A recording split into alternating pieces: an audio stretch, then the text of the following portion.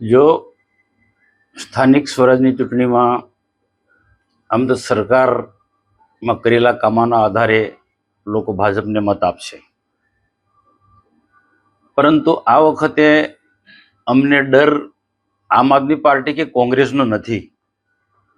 પાર્ટીની અંદર ટિકિટ આપવા માટે કેટલાક નિયમો બનાવ્યા છે. એ નિયમો પાર્ટી નુકસાન કરશે.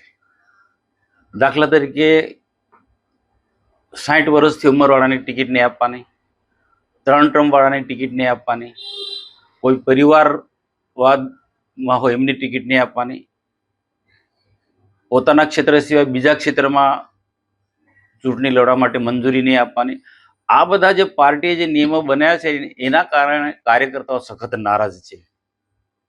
અમારા નર્મદા જિલ્લાની જ વાત કરું તો સાગબારામાં અમારા મંજીભાઈ વરિષ્ઠ આગેવાન છે, એ ઉંમરના હિસાબે ડ્રોપ થાય છે. હરીફાબેન એ 3 ટર્મના અને પરિવારના કારણે એ ડ્રોપ થાય છે. એ રીતના ઘણી બધી તાલુકાની ને જિલ્લાની જે સીટો જે છે એના કારણે આખા સમીકરણો બદલાય તે મન લાગે છે. અને આજથી